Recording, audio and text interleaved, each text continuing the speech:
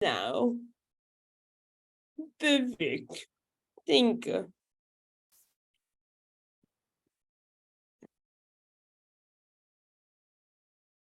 ASL interpretation and closed captioning are available during the entirety of the event. Interpreters will be spotlighted by our event team. To view the transcript, please press CC Live Transcription at the bottom of your Zoom screen. Do not hesitate to ask for support, either by sending a chat message to Frank Smith or by unmuting yourself.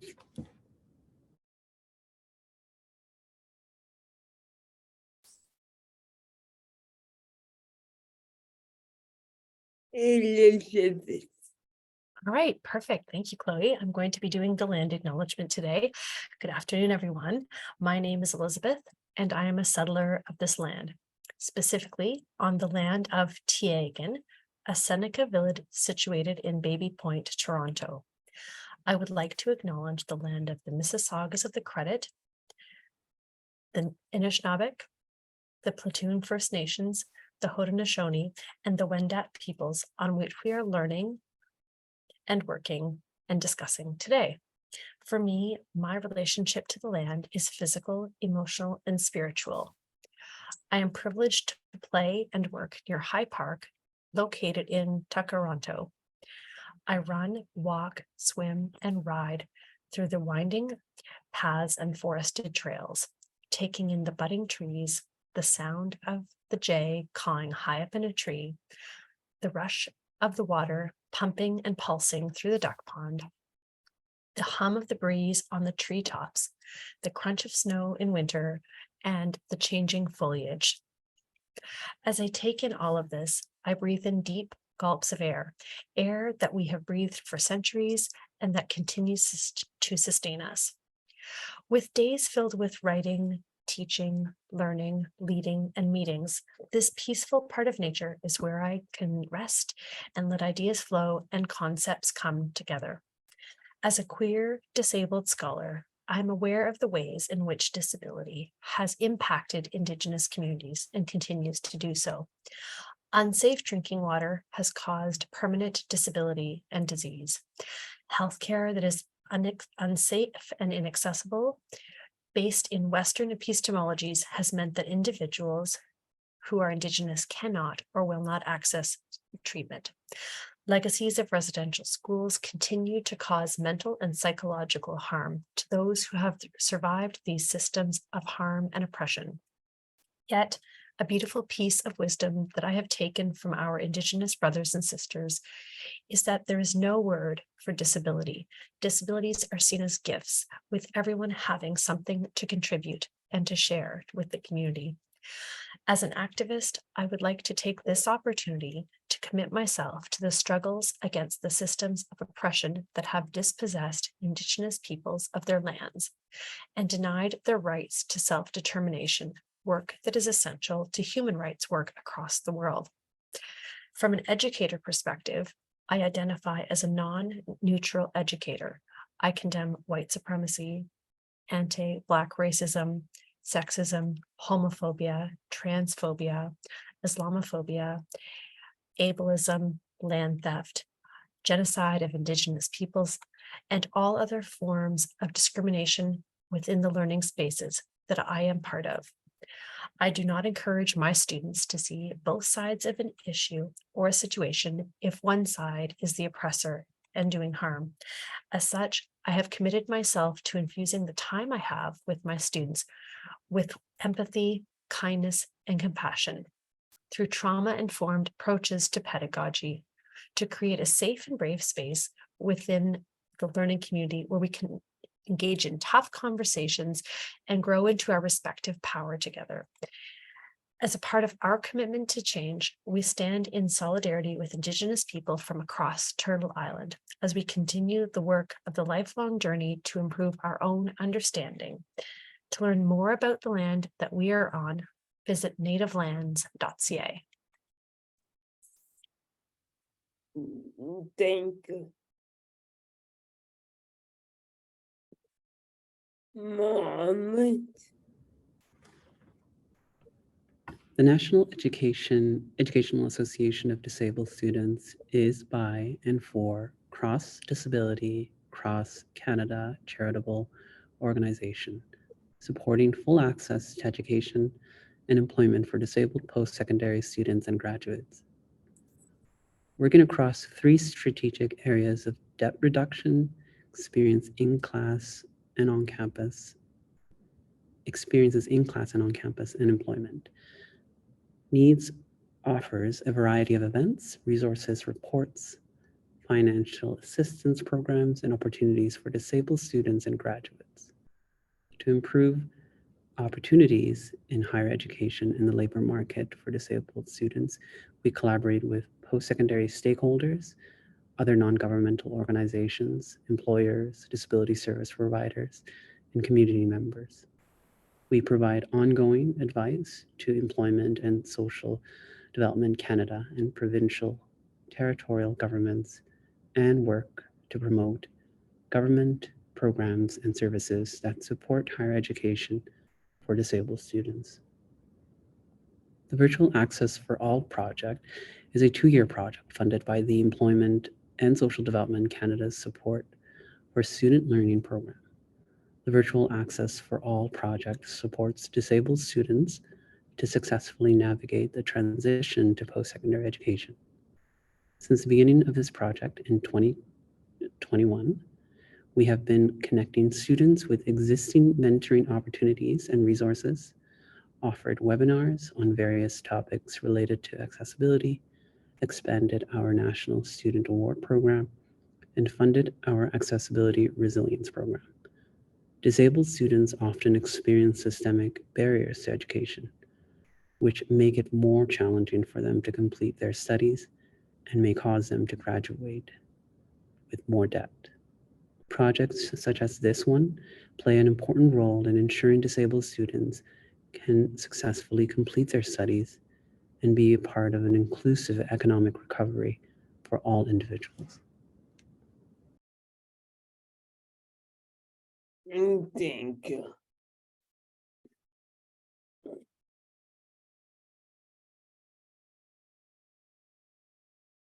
Hello, everyone.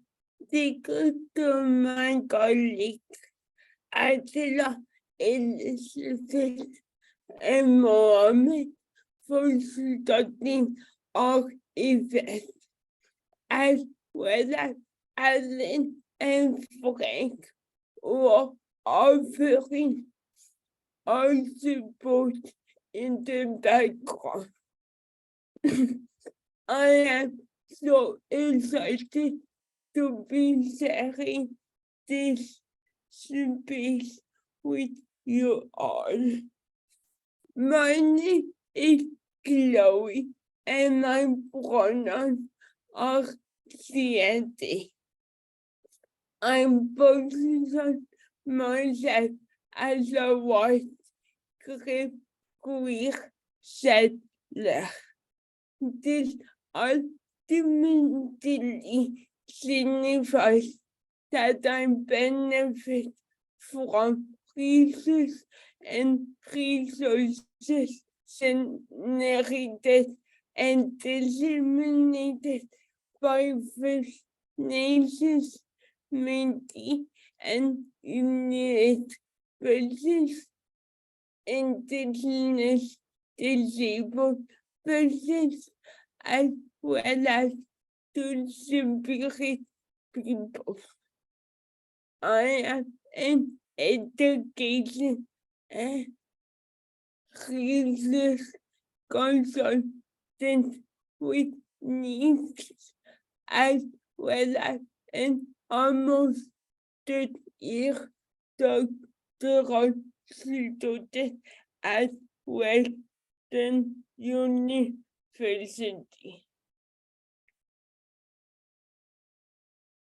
Before diving into the panel, I want to make another note on access needs. We will be using slides to help with communication when I'm speaking. The background of each slide is white with three small lines at the top. Each line is in a different shade of blue.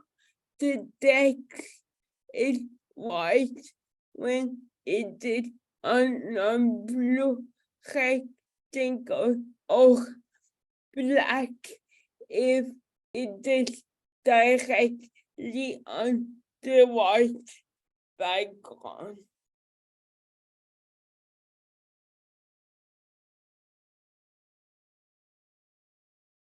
I am honored to be moderating such an important panel at the beginning of Disability Pride Month.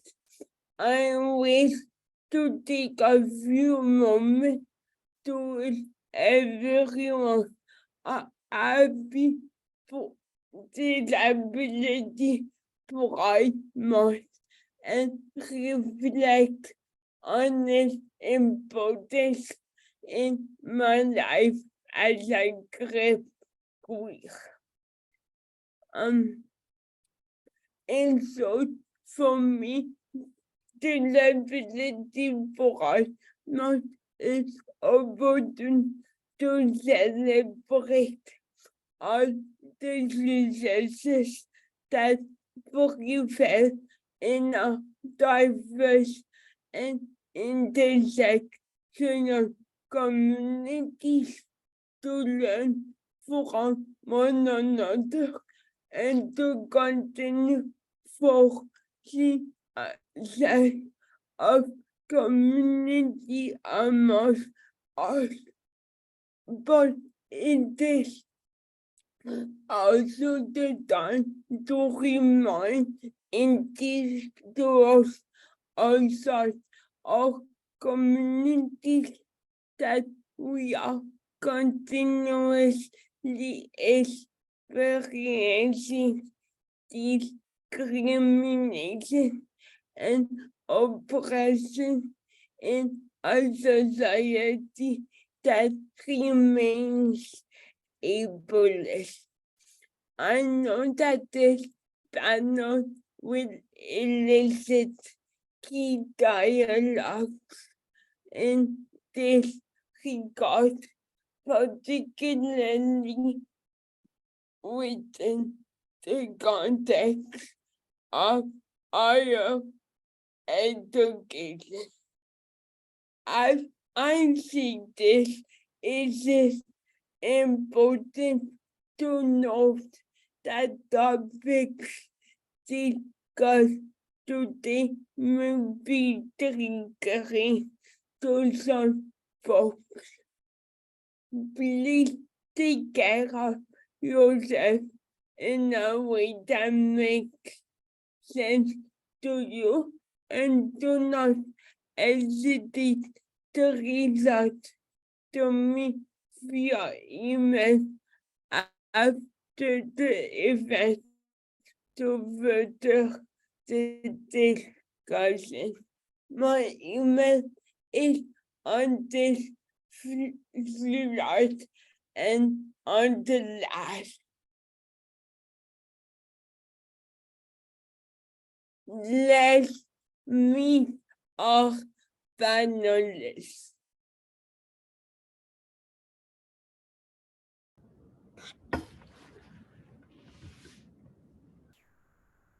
So first panelist, Logan Wong. Logan Wong, he, him, identifies as a trans, biracial, autistic wheelchair user. Logan is a social worker and equity, anti-racism, anti-oppression, and accessibility professional, where he works in supporting the creation, implementation, and sustainability of diverse, equitable, and inclusive workplace cultures through conducting needs assessment, identifying skills gaps, developing and executing training programs and initiatives. In his upcoming new role in the Equity, Diversity, Inclusion Decolonization and Indigenization Department at the Childbirth Network. Logan will use his deep understanding of inclusion, diversity, equity, and accessibility idea, frameworks, principles, advocacy, and policy to provide leadership and guidance to ensure compliance with human rights and accessibility legislation and best practices.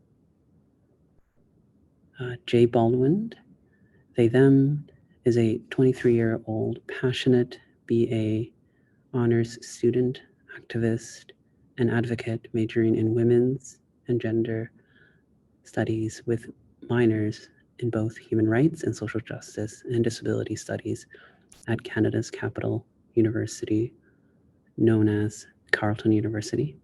Jay plans to graduate with their undergraduate degree and get their master's in women's and gender studies with a specialization in accessibility.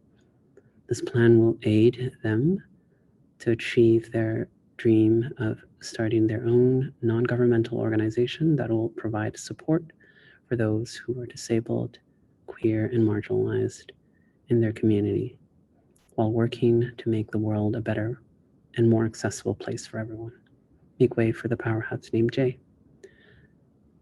Calvin Prowse, they, them, is a white, mad, disabled, and chronically ill, pained, queer Masters of Arts student in the Critical Disability Studies program at York University, an alum of McMaster University, and a settler on lands governed by the Dish with One Spoon Treaty.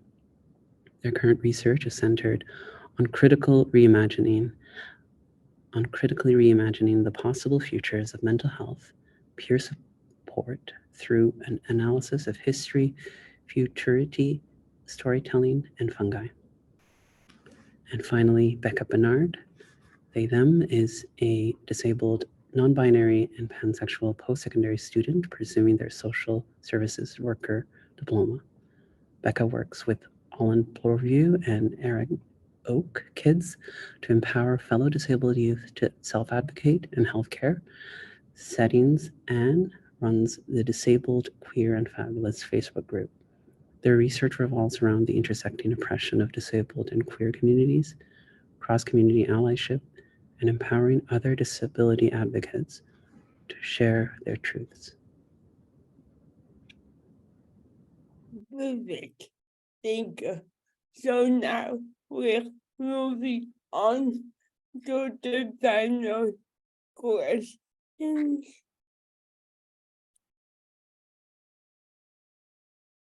Question number 1, and we will start with Becca. How do you navigate your diverse and intersecting needs while being a student in higher education? Do you mask some support? Sorry, do you mask some of your needs in order to receive resources and support that correspond to other needs? I find for me personally, I do mask a lot of my needs because of where I'm currently at school. They're not really accepting of disabilities, and I'm masking other needs because I feel that my current needs won't be met unless I mask certain things like my queer identities and things like that. So yeah. Thank you for sharing, Becca. We will move on to Gavin. Yeah. Yeah, I think throughout school, I felt a lot more distanced from my queer identity and from my queer community, because on the one hand, it feels like so much work getting my disability related needs met, getting my accessibility needs met with all of like the appointments and emailing the professors and follow-ups and all that stuff, that I've been too exhausted to engage in that side of my life as much. And then I've spent some time in like both disability community spaces on campus and queer community spaces, and kind of felt more like free to actually be myself in disability spaces. There have been some things in more queer spaces where like ableism and saneism and inaccessibility has been a problem, but I've always felt like the disability spaces I've been a part of have been very queer to begin with. So I felt like being queer was like welcome, normal, accepted in those spaces.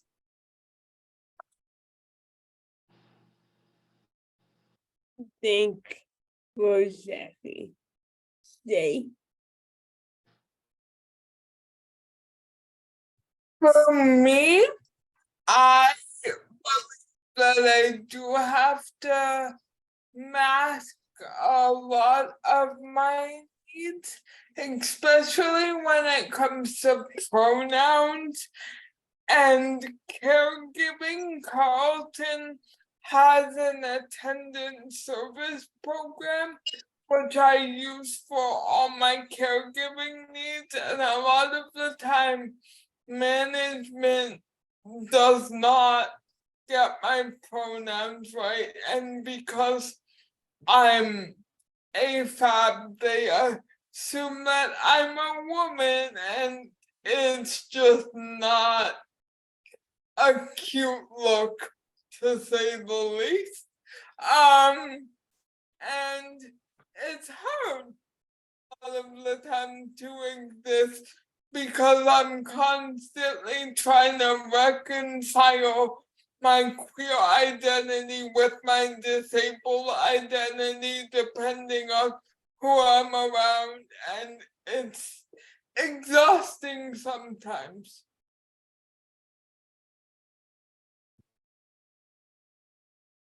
Thank you for sharing, Logan.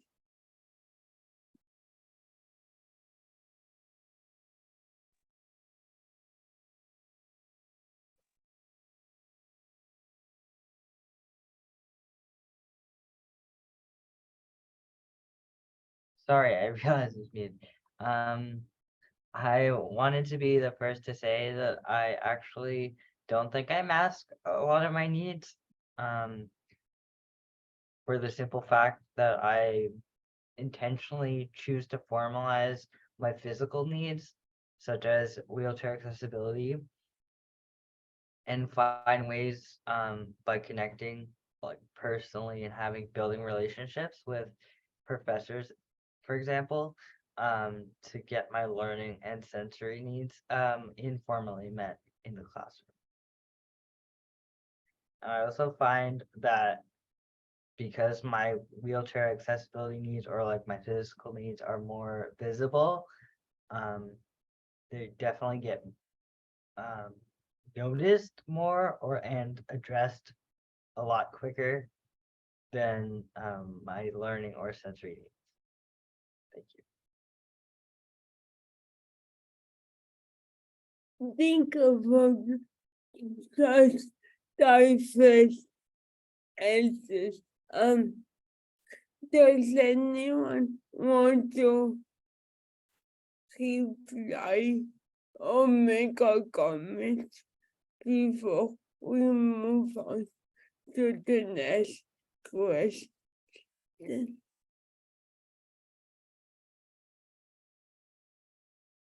Okay. Question number 2.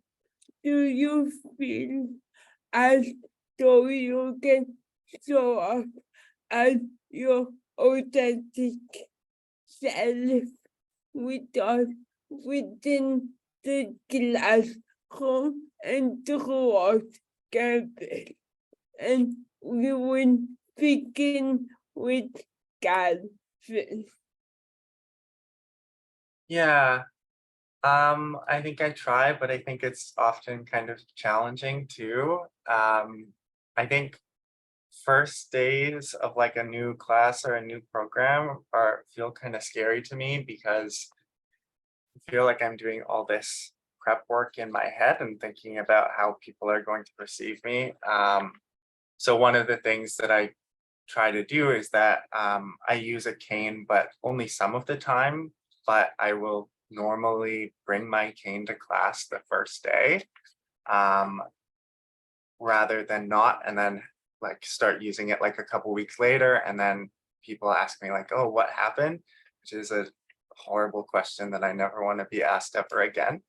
And then same sort of thing with like gender stuff that I try to like, I guess, dress a little bit queerer so that people maybe won't assume my pronouns. They often do anyway, but I'm trying to like make that first impression. I think Zoom is interesting. I've had a lot of Zoom classes over the past few years. And it's interesting because like my cane is never visible. And on the one hand, that's a good way to avoid some ableism, but on the other hand, it feels like a part of my identity that's been kind of erased in that context. And I don't love that. And so even if I'm trying to like bring my full authentic self, I don't always feel like that's being recognized. I think Zoom also like, there's a little bit of a trade-off because I can have pronouns by my name, which is great and super helpful. And I think has helped me get misgendered less. But even then, it's, even if I'm showing up as my like authentic self, it's another question entirely about whether people are actually recognizing that.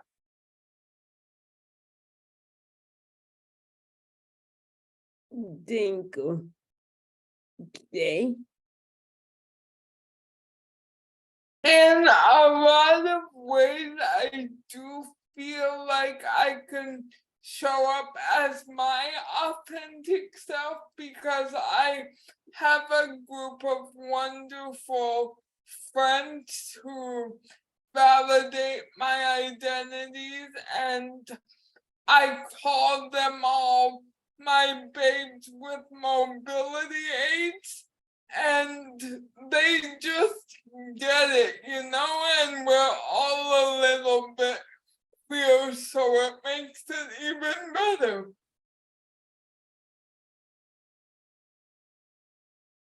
Thank you, Logan. Hi again.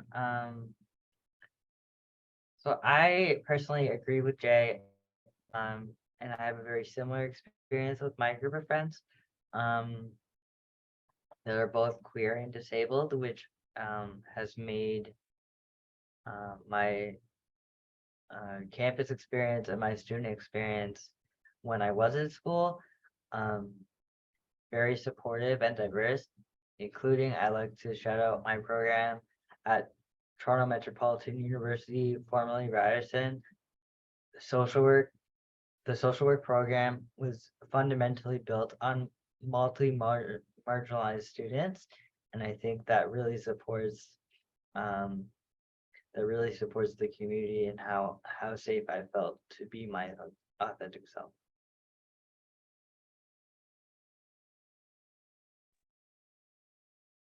Thank you.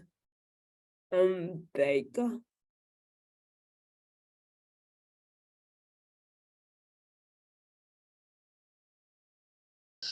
So for me, I find that within the school setting, it's kind of hard for me to be my authentic self because most of the time, if I'm with a caregiver or one-on-one staff, they tend to forget that I use they them pronouns, and it makes it difficult within the classroom setting.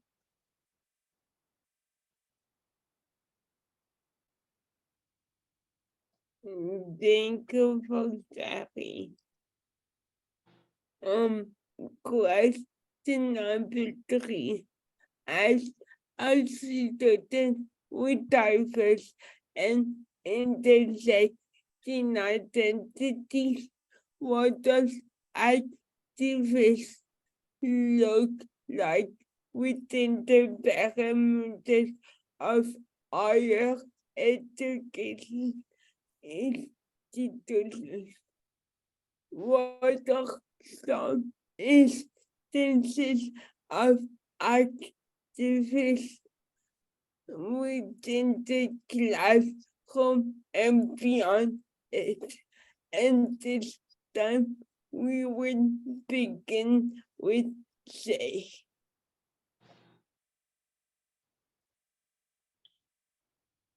I think for me personally, I think that within the classroom, it looks like simply just showing up as your authentic self despite the adversity we face. I think that's a form of activism in and of itself because we are showing up as ourselves and we are doing the work despite how other people perceive us. And I think that's the most powerful thing.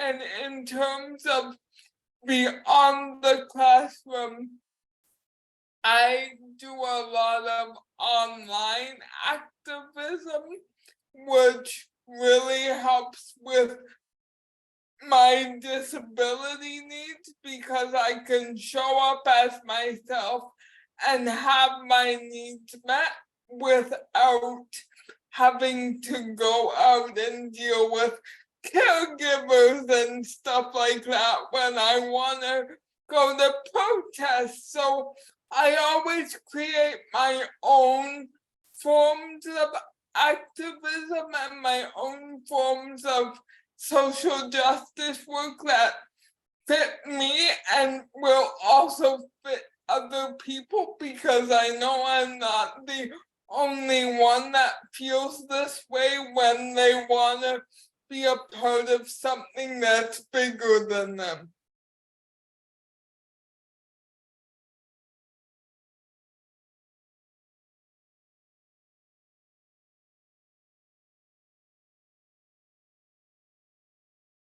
I'm sorry. Logan.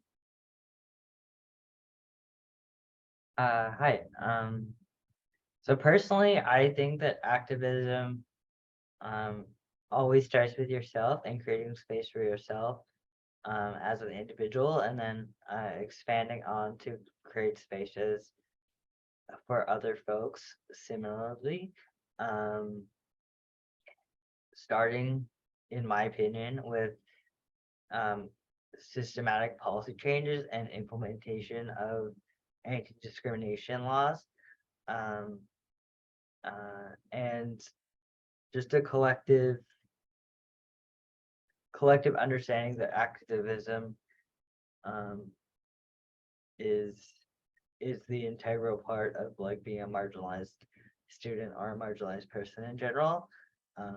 We always have to advocate for ourselves and for other people in our community.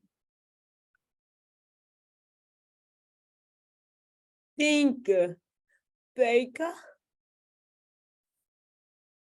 So for me, I find that advocacy starts with us. Like, it needs to start with us being the ones to advocate, because who are we to say other people need to advocate for us? We need to advocate for ourselves first, because there's no way that we're going to create change if we don't start it ourselves.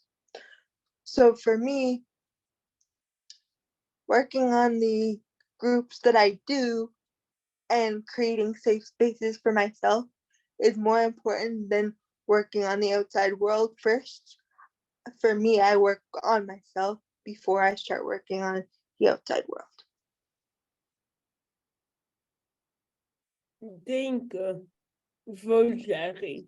Kathy? Yeah, I guess one of the things that I think about is, so I started at York this past September and had to go through that whole re-registering with the accessibility office, get all the paperwork, blah, blah, blah, have the meetings.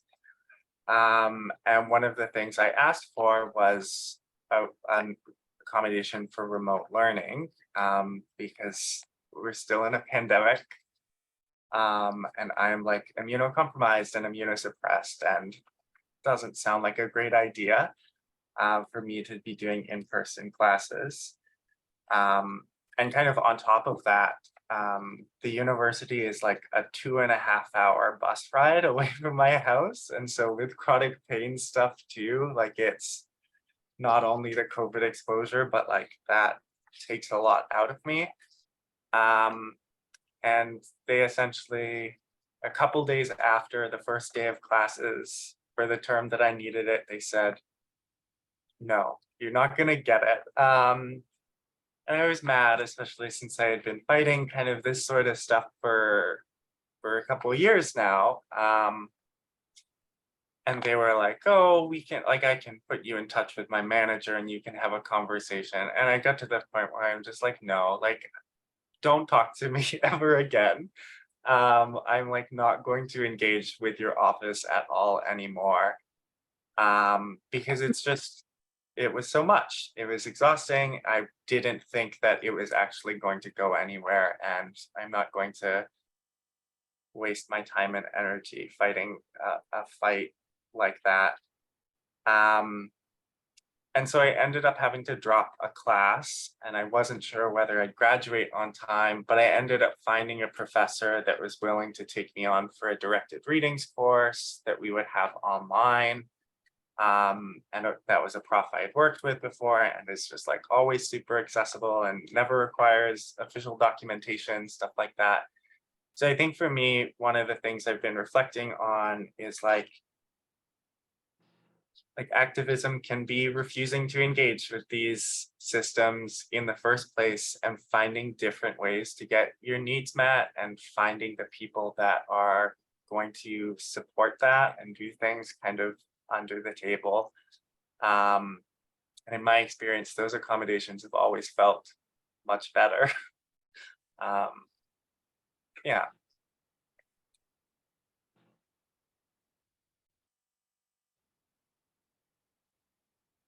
Think if I can add a little bit, I think activism looks different depending on where you are in higher education.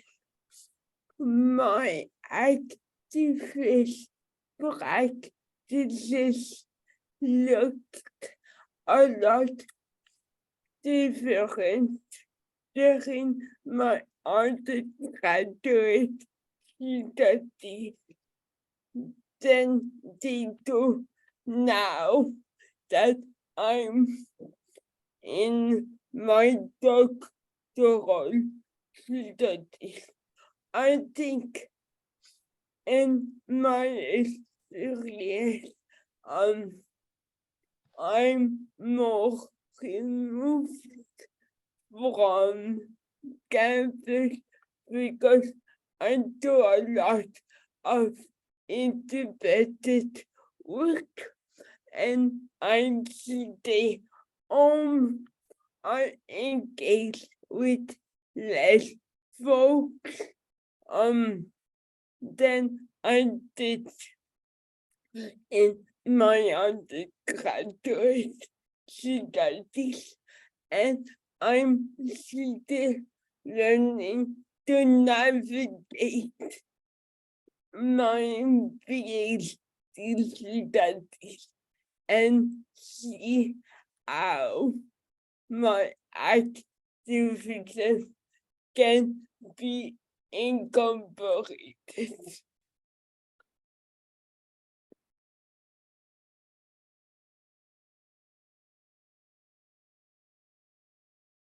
Question number 4. Do you believe lived experiences and needs in relation to disability, gender, and sexuality are being left out from EDI discussions? If so, what are some specific examples of policies and practices in which these lived experience and needs are absent?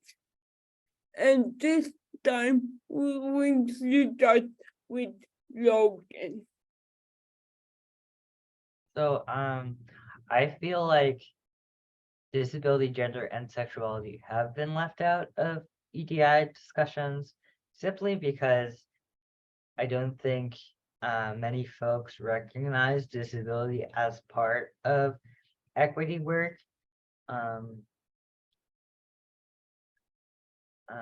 Because people see disability as a condition or an illness instead of like part of disability culture, community identity, and part of the world's diversity.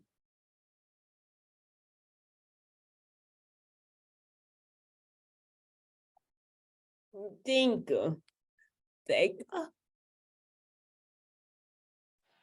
I agree with that because I feel like we're not seen as we should be. Like, I feel like sometimes disability is seen as a whole separate group. And I feel that we deserve to be seen more than we actually are. Thank you, Gavin. Yeah, I think that they're somewhat included, somewhat not. But I think the way that they're included often feels really tokenistic to me. It doesn't feel like authentic or good or even helpful sometimes. I think about a few years ago, I was the coordinator of MSU Access, which was the peer support service for folks with disabilities, mental health concerns, chronic illness at McMaster. And it's run by the student union, and the student union was decided they wanted to switch. They were hiring for my replacement. They decided they wanted to switch to recorded interviews. This was the first year of COVID, so there were lots of changes. And they said, you know, this is going to make the hiring practice more equitable. And I'm like, let me think on that. And so, you know, myself and some people I was working with kind of came up with some concerns, you know, like accessibility wise, I find, and I know a lot of other people find, those recorded interviews to be horrible because I want the dialogue. I want to be able to ask follow-up questions. I want to have an actual conversation. That's like an accessibility thing. And then also for like a couple of other trans folks reached out being like, I really don't want to do this because I am going to have to listen to my recording back and I don't want to hear my voice. And so we brought up these concerns and said, you know, this is gonna filter out marginalized folks. I already know people that are not considering applying because of this.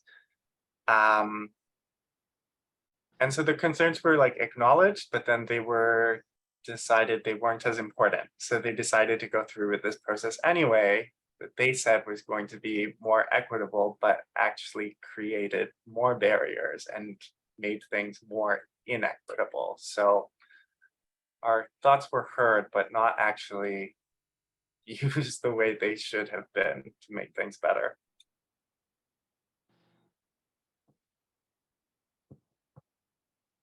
Jay. Think of exactly. Jay. I, for one, do believe that these specific groups are being left out of EDI discussions, especially for me coming from my positionality as a Black, queer, disabled person. I'm marginalized and stigmatized on all of the fronts because I just couldn't be boring. I had to be full of spiciness to add to my existence. So that's what I call my marginalization, just spicy, because I couldn't be boring. And like, for me, I do believe that especially with intersectionality, people are afraid of what they do not know. And a lot of people who are not of marginalized groups think that intersectionality doesn't matter because it doesn't affect them. And I'm like, if it affects one of us, it'll eventually affect all of us because anyone could become disabled at any point in time. Like, we are the largest minority group because it doesn't discriminate. So for people to think it doesn't affect them, it might not affect you now, but it's going to affect you later. And if we don't have these conversations, then that framework won't be set in place for when it does affect them.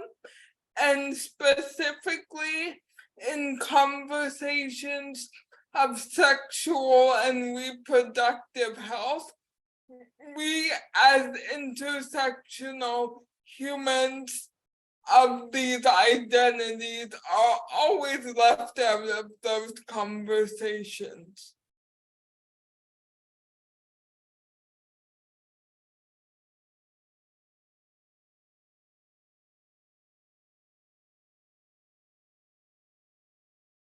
Thank you for sharing, everyone. I'm mindful that we only have 6 minutes left.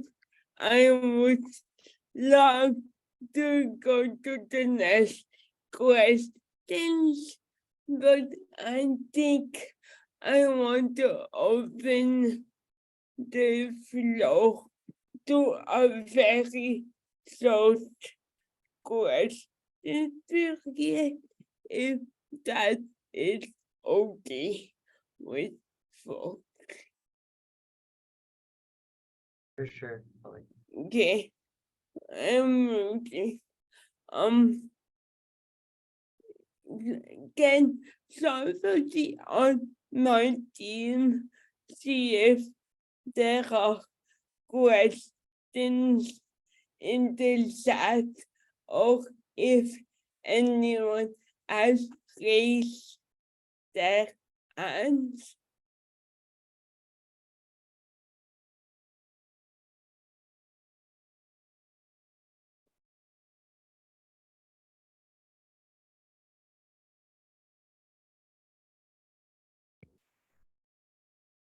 Frank, anything?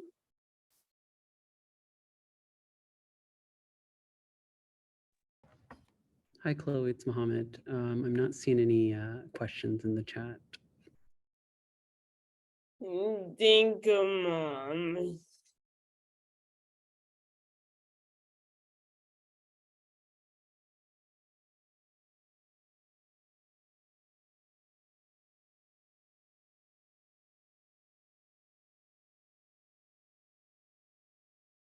Okay, first and foremost, I want to thank Becca, Gavin, C, and Logan for allowing us to learn from them.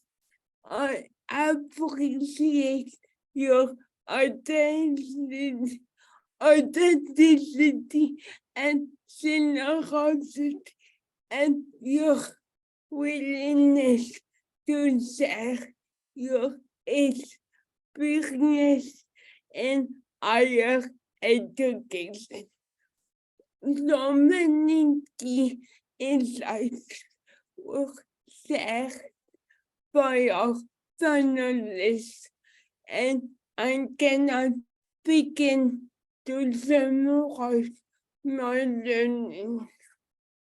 One thing that remains evident for me is the reality that activism in higher education is not discussed enough, and as well as support to facilitate self-care does not always exist in our campuses, particularly when students have intersecting needs that that ultimately conflict and compete against one another.